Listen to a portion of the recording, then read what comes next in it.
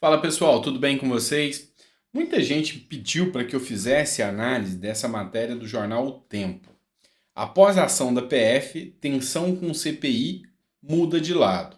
Fala de Ailton Barros com Mauro Cid, apreensão de celulares e maioria governista geram preocupação na oposição. Então muitas pessoas estão entendendo que a oposição vai perder a CPMI ou que essa CPMI vai gerar problemas. Não é bem assim, eu vou explicar para vocês tudo isso que está acontecendo. Então vamos fazer uma análise aqui mais aprofundada sobre a questão da CPMI, sobre a questão das falas aí do Mauro Cid, e vocês vão entender um pouco o que está acontecendo. Bora lá? É o seguinte, o Mauro Cid e o Ailton são aliados do presidente Bolsonaro. Eles tiveram uma conversa e, segundo eles, o jornal O Tempo, essas conversas pioraram as expectativas da oposição sobre a CPMI de 8 de janeiro. Porque dentro da conversa, e lembrando que os celulares deles foram apreendidos, inclusive o próprio celular do Bolsonaro foi apreendido, devido a uma suspeita de fraude no cartão de vacina do Bolsonaro. E a cada momento vem saindo novos desdobramentos sobre essa questão da fraude aí nos cartões do Bolsonaro. Mostra que quem incluiu dados inverídicos dentro do registro de saúde do Bolsonaro foi alguém com o e-mail lula@gmail.com. Também consta que Bolsonaro não estava no lugar, tem dados informados de forma errônea. Então, assim, mostra que todos os argumentos utilizados pelo ministro Moraes para a apreensão do celular do Bolsonaro foram totalmente fracos. Mas o grande ponto aqui é que teve uma conversa, e nessa conversa aqui, ah, eles argumentam que havia um diálogo dentro, aqui com Ailton e com Mauro Cid, e esse diálogo havia possibilidade de forçar um entendimento de que Bolsonaro tentaria um golpe. Olha só o que o jornal O Tempo fala. Até o momento, tudo não passou de uma fala de Ailton dizendo que era preciso pressionar o então comandante do Exército, General Gomes Freire, a tomar medidas junto ao presidente Jair Bolsonaro. Então a única fala que tem é essa, e é com base nisso que a matéria argumenta que a oposição vê pessimismo, que novas informações podem ter nesses celulares, que os celulares podem conter dados totalmente chocantes contra Bolsonaro. Na verdade, a oposição sabe que é mais do mesmo. Eles não precisam de provas, só pretextos. Por causa da CPMI de 8 de janeiro, havia um grande interesse em produzir provas contra Bolsonaro. Então essa desculpa, que todo mundo já percebeu que foi uma desculpa esfarrapada, do cartão de vacina de Bolsonaro, foi utilizado justamente para a apreensão dos celulares do Bolsonaro. A argumentação aqui é que com os celulares na mão, eles poderiam conseguir alguma prova para aplicar isso na CPI de 8 de janeiro. Ou seja, é todo um esquema, todo um organograma armado para blindar o governo Lula sobre a CPI de 8 de janeiro. Essa matéria da CNN aqui fala, mostrando claramente a blindagem do governo Lula, que Pacheco deu mais uma jogada, tirando mais alguém da oposição e dando para o governo. Então ele negou o pedido da oposição e abriu caminho para que o governo tenha maioria da CPMI de 8 de janeiro. Segundo a análise aqui dessa matéria, o governo tem 12 parlamentares, enquanto que a oposição só tem 9. Como que funciona essa CPMI? Serão 32 deputados, os últimos dois, ficam alternando entre si, deputados e senadores, tá? Então são 32 deputados e senadores. 16 deputados, 16 senadores. E aqui era para ser paritário. O próprio regimento garante o direito de ser paritário. Por quê? Porque a CPI é uma arma da minoria e não da maioria, não da base. Então é uma arma da oposição. Então deveria ser paritário, ou seja, número X da oposição, mesmo número X da base do governo. Não é o que aconteceu. houve essa jogada do Pacheco afagando aí o Lula e dando poder para blindar o Lula nessa CPMI. Aí vem essa matéria do Correio Brasiliense. Oposição vai recorrer à CCJ sobre decisão de Pacheco sobre CPMI.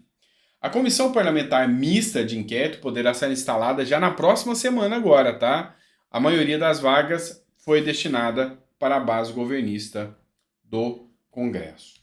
Só que o que acontece? O Rogério Marinho já anunciou que vai recorrer à CCJ. O que é a CCJ? É a Comissão de Constituição e Justiça. Lá dentro, tanto da Câmara quanto do Senado, tem muitas comissões. Tem a Comissão da Educação, tem a Comissão de Segurança Pública, tem a Comissão do Idoso, enfim, são várias comissões. E nestas comissões tem a Comissão de Constituição e Justiça, é a mais poderosa do Congresso, ou seja, todo projeto tem que passar pela Comissão de Constituição e Justiça, porque é nessa comissão que se analisa se um argumento ou se um projeto é constitucional ou não. E o regimento interno da Câmara diz que contra as decisões do presidente da Câmara, ou do Senado, no caso, há um recurso. E o recurso é para essa comissão, que é composta de vários deputados. Então, o não, o Rogério Marinho já tem e a nação brasileira já tem. Agora, é argumentar, articular para que esses deputados da CCJ derrubem a decisão do Rodrigo Pacheco. Então, nem tudo está perdido, ainda tem esperança ainda, tá certo? Bora agora pular para uma matéria do Estadão, que essa compensa a gente analisar. Opinião do Estadão. O Supremo Tribunal Federal usa inquéritos sobre fake news e milícias digitais para investigar até suspeitas sobre o cartão de vacinação de Bolsonaro. Ora, nenhum juiz dispõe de competência universal. Os inquéritos do fim do mundo, sob o pretexto de defesa da democracia em circunstâncias excepcionais, o STF mantém abertos inquéritos que conferem uma espécie de competência universal à Corte, em especial, em concreto, ao relator ministro Alexandre de Moraes. E aqui é um texto, uma foto da Rosinei Coutinho aqui, que está o do Congresso aqui. Aqui não fala quem é o colunista dessa matéria, mas ela tece muitas críticas ao Alexandre de Moraes e ao STF, que vem com um poder universal, um poder moderador, ditador, um poder que controla tudo, um poder universal. Ou seja, vamos investigar o cartão de vacina do Bolsonaro? É o STF. Vamos investigar se Bolsonaro não pagou o estacionamento? É o STF. Vamos analisar se Bolsonaro vacinou ou não? É o STF. Tudo quanto é decisão agora que é relacionado a Bolsonaro e a família Bolsonaro vai para o STF. Quer um exemplo? Tem um caso da rachadinha que eles estão discutindo do Carlos Bolsonaro. Certo? Vai para o STF. Então, assim, ele buscou uma competência universal para controlar tudo. E quando isso acontece, meu amigo, a porta da ditadura está aberta. É isso que a matéria do Estadão fala. Bora aqui. Vamos prestar atenção para você ver o que é ditadura de verdade, ou seja, o que é autoritarismo de verdade. E o que é hipocrisia de verdade. A Polícia Federal fez uma operação contra os CACs que não recadastraram as armas. Os CACs que por algum motivo não fizeram recadastramento das armas foram tratados piores do que traficante. Tá? Então é isso que essa matéria faz. Olha o que o Flávio Dino disse aqui. Tá? Hoje a Polícia Federal está cumprindo mandatos de prisão contra CACs, caçadores, atiradores e colecionadores, que não preenchem os requisitos legais de idoneidade para ter armas de fogo. Estas também estão sendo apreendidas. Será uma linha permanente de trabalho da PF, publicou o ministro da Justiça. Ou seja, cidadão brasileiro que não tem passagem criminal não pode ter arma. Mas olha só a linha de posicionamento da justiça.